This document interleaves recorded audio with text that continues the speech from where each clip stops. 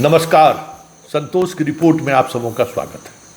और आज हम संतोष की रिपोर्ट में प्रशांत किशोर के उस खुलासे की चर्चा करने जा रहे हैं जिस खुलासे ने नीतीश के पूरे साख को सिर्फ दांव पर ही नहीं लगाया है, पूरे साख को मटिया मेट कर दिया है। न जाने नीतीश को जाते जाते क्या क्या देखना पड़ेगा और किस स्तर तक नीतीश को कंप्रोमाइज करना पड़ेगा। यह देखकर मुझे वो दिन याद आ रहा है जब नीतीश कुमार पर, याद करिए, शराब को लेकर चर्चाएं होनी शुरू हो गई थी। जमशेद अशरफ उत्पाद मंत्री थे, उन्हें इस्तीफा देना पड़ा था।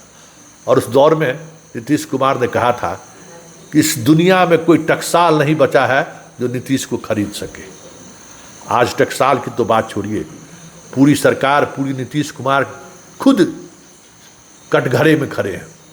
जवाब तो देना पड़ेगा।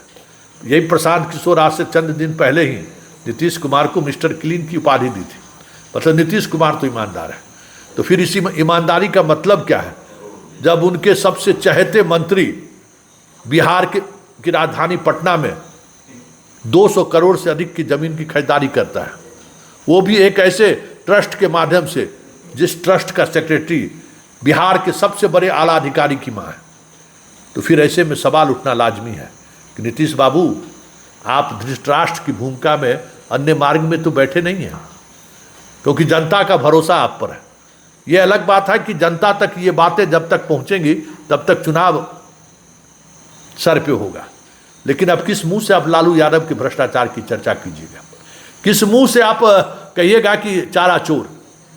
क्योंकि जिस तरीके से और जिस एविडेंस के साथ प्रशांत किशोर ने सवाल खड़ा किया है, सच कहिए तो जिस तरीके से आपने तेजस्वी से कहा था कि आप इस स्थिति को स्पष्ट कीजिए जनता के बीच, मीडिया के सामने प्रेस कॉन्फ्रेंस कर अपनी बात रखिए, नहीं तो फिर आप पद छोड़ दीजिए। हमें लगता है कि आपको उसी तरीके का निर्णय अशोक चौधरी और उस सीनियर अधिकारी को लेकर करनी चाहिए कि आप जवाब दीजिए पब्लिक में, नहीं तो फिर अपना पद छोड़ दीजिए। क्या उस स्थिति में जनाब नीतीश कुमार हैं क्या? बड़ा सवाल है। लेकिन एक सवाल मुझे आज चुभ भी रहा है कि अमित शाह से मुलाकात, प्रशांत किशोर का प्रेस कॉन्फ्रेंस, और उस प्रेस कॉन्फ्रेंस में नीतीश कुमार के सबसे चहेते अधिकारी और सबसे चहेते मंत्री पर खुलकर निशाना साधना संयोग है या प्रयोग है? क्योंकि ये संयोग नहीं है। ये प्रेस कॉन्फ्रेंस पूर्व निर्धारित भी था, लेकिन वक्त लिया गया। उस पर चर्चा कभी और होगी। पहले प्रशांत किशोर ने जो आरोप लगाया है और एविडेंस के साथ जो बातें प्रशांत किशोर ने कहा है, जरा पहले आप वो सुन लीजिए। अब आ जाइए यहाँ के भ्रष्टतम नेता सर्वदलीय अशोक चौधरी, माननीय मुख्यमंत्री नीतीश कुमार के दाहिने हाथ। इनका हालत देखिए। ये तो आदमी पूरे बिहार में रिकॉर्ड बना दिया भ्रष्टाचार का। हम लोग अभी तक सुनते आए हैं कि लालू जी बेनामी प्रॉपर्टी खरीदते थे। अब इनका देखिए बेनामी प्रॉपर्टी का हालत। ये दस्तावेज इतना है कि जैसा मुन्ना जी बता रहे हैं कि समेटते समेटते हम लोग थक गए कि भाई कितना भेजोगे। हमने अब कह दिया भाई अब और जमीन का कागज मत भेजो। भाई साहब के एक पीए हैं, पीए थे दत्त साहब, योगेंद्र दत्त, नाम याद रखिए।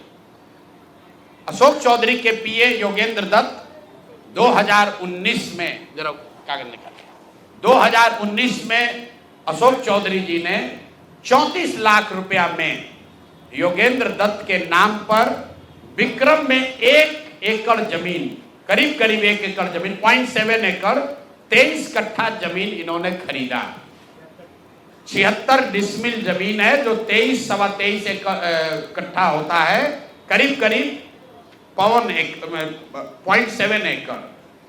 विक्रम में 34 लाख में जमीन खरीदा गया योगेंद्र दत्त के नाम पर, जो उस समय अशोक चौधरी के पीए थे। अब सुनिए इसमें कहानी।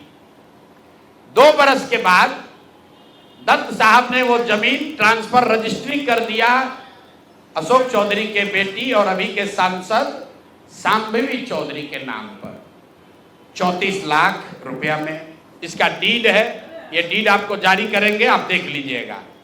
अब इसमें नई बात, अच्छी बात क्या है, नई बात क्या है, 34 लाख रुपया में जो दत्त साहब ने जमीन खरीदी थी और यहां रजिस्ट्रार ऑफिस में लिखा गया 34 लाख रुपए में दत्त बेच रहे हैं जमीन सांबेविक चौधरी को, और एक दत्त साहब को पैसा कितना गया बैंक से, 10 लाख रुपया। वो बैंक का अकाउंट डिटेल है, जरा दीजिए, तारीख आपको बता देते हैं कि 2 साल के बाद जो जमीन अशोक चौधरी ने अपने पीए के नाम पर खरीदी थी, वही जमीन वापस 2 बरस के बाद अपने बेटी के नाम पर लिखवा लिया, और 34 लाख के रुपए के जमीन के एवज में अशोक चौधरी ने दत्त साहब को 10 लाख रुपया बैंक से भेजा। यहां तक भी बात ठीक है भाई, ये कह सकते हैं कि हम बाद में पैसा दिए होंगे। इसी बीच इनकी बेटी चुनाव लड़ने चली गई, तो इनकम टैक्स ने इनको नोटिस किया कि भाई आपकी जो प्रॉपर्टी है वो 34 लाख की है और बैंक में आप सिर्फ 10 लाख रुपया दिखा रहे हैं, बाकी का पैसा कहां है। तो 10 लाख जमीन इनकी रजिस्ट्री हुई है, उसके एक दिन बाद, तारीख नोट कर लीजिए, 20 फरवरी 2021 को 10 लाख रुपया इन्होंने अपने पीए के अकाउंट में डाला है। अकाउंट यहां पर डिटेल आपको दे देंगे, और 34 लाख रुपए का जमीन वापस इनसे ले लिया। जब इनकम टैक्स ने नोटिस रेज किया कि जमीन है 34 लाख का और अकाउंट में सिर्फ 10 लाख रुपया ही दिख रहा है, तो 4 बरस के बाद 27 अप्रैल 2025 को जमीन लिखवाया है 2021 में। इनका क्रेडिबिलिटी देखिए, जमीन रजिस्ट्रार ने लिख दिया, आप हम जाते हैं उसको खड़ा करके पूछता है भैया कहाँ है रुपया, कहाँ दिए।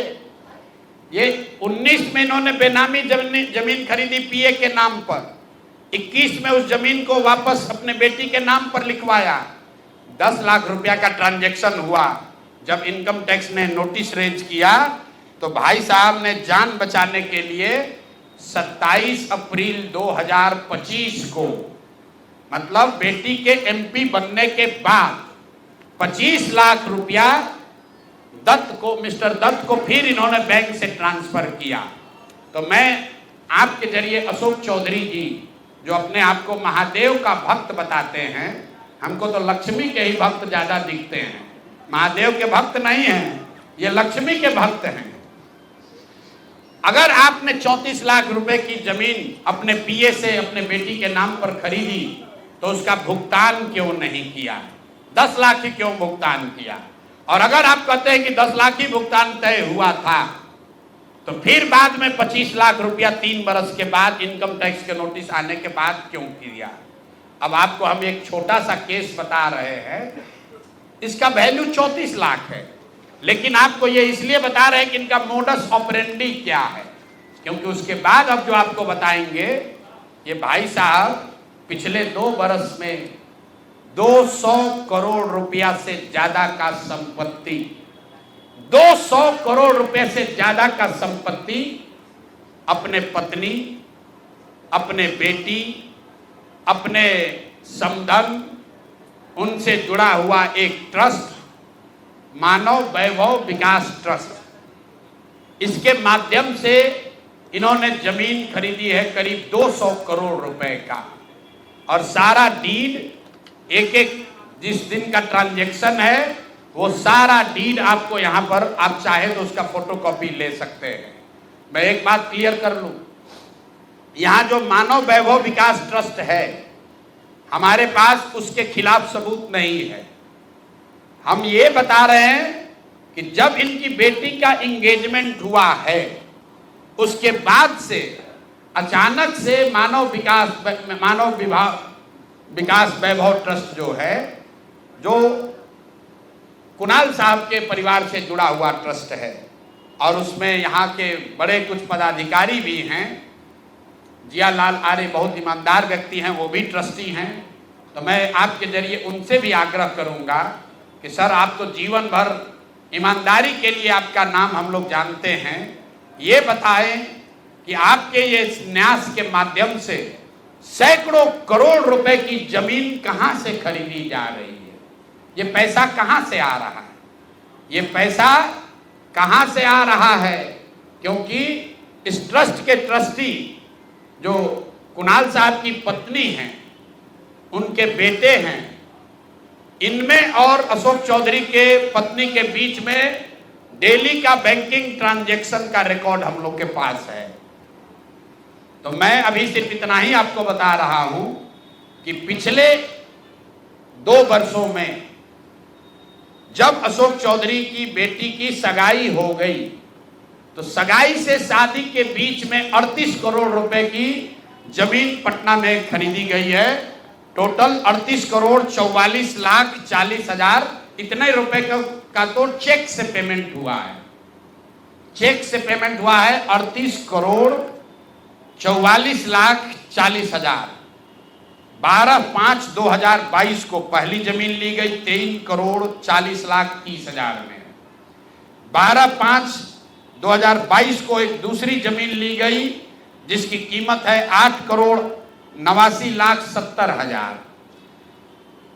8 दिन के बाद 20 मई 2022 को फिर एक तीसरी जमीन ली गई जिसका वैल्यू है 3 करोड़ 44 लाख 41 हजार। फिर 2 महीने के बाद 14 अप्रैल 2022 को जमीन खरीदी गई 7 करोड़ 20 लाख का।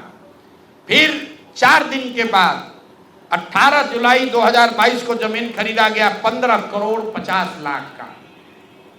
और ये सारी जमीन इंगेजमेंट और शादी के बीच के डेट है, उतना ही आपको बता रहे।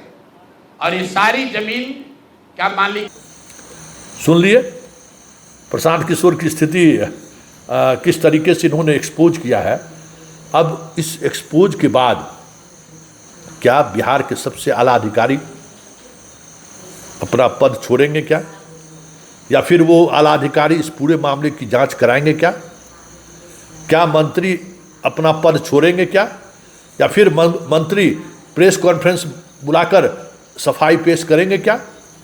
क्योंकि मंत्री की पत्नी, मंत्री की पुतहू और मंत्री की समधन तीनों प्रशांत किशोर के आरोपों के घेरे में। और उस पूरे खेल में जिस संस्थान का नाम सामने आया है, उस संस्थान की जो सेक्रेटरी है, उसका रिश्ता बिहार के एक सीनियर अधिकारी से है। ये रिश्ता क्या कहलाता है, इस पर अधिकारी महोदय को भी अपनी बात रखनी चाहिए। वैसे नीतीश बाबू जिस मना स्थिति में है, या जो बातें कही जा रही है, क्या वो कहीं वो एक संयोग तो नहीं है? क्योंकि जो बातें अभी सामने आ रही हैं, नीतीश जिस स्थिति में एक्ट करते रहे हैं, तो क्या पहले से ये माहौल बनाकर तो नहीं रखा गया कि नीतीश कुमार उस मना स्थिति में नहीं है? कई तरह के सवाल हैं इस बात के सामने आने के बाद, क्योंकि साख दाव पर कहाँ की बात। यहाँ तो सब कुछ खत्म हो चुका है नीतीश कुमार का। अब देखना दिलचस्प होगा कि नीतीश कुमार इस मुद्दे पर या फिर पूरे कैबिनेट क्या प्रेस कॉन्फ्रेंस करके प्रशांत किशोर के उस दावे को झुठलाएंगे? सरकार जांच का आदेश देगी क्या? और सिर्फ नीतीश कुमार का ही साख दाव पर नहीं है, भ्रष्टाचार पर जीरो टॉलरेंस की बात करने वाले नरेंद्र मोदी पर भी ये साख दाव पर है। साख दाव पर अमित शाह का भी है। उनका ईडी और सीबीआई और बाकी जो एजेंसियां हैं, क्या वो क्यों चुप है? क्योंकि वो सारा डॉक्यूमेंट्स है, जिस डॉक्यूमेंट के सहारे उन्होंने एक बड़ी बात कही है। और उस पीए से, दत्ता साहब से तो मेरी भी मुलाकात होती थी। दत्ता साहब तो काफ़ी दिनों तक, हमें लगता है कि दत्ता साहब उनके लंबे अंतराल तक पीए रहे हैं।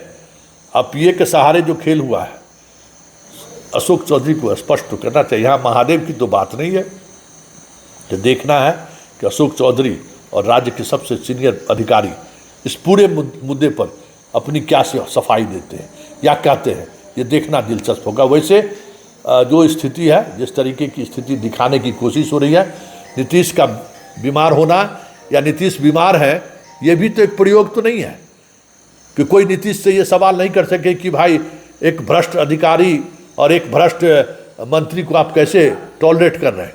ये भी हो सकता है। चलिए, बात जो भी हो, लेकिन इतना तो तय हो गया कि नीतीश कुमार अपनी पूरी साख लोग कहते हैं ना कि स्वर्ग और नरक इसी धरती पे है, तो ये कह सकते हैं कि नीतीश कुमार जाते जाते अपनी वो पूरी साख जो उन्होंने 20 वर्षों में कमाई, हमें लगता है कि वो गवा कर ही सत्ता से बाहर होंगे, ये अब साफ दिखने लगा है।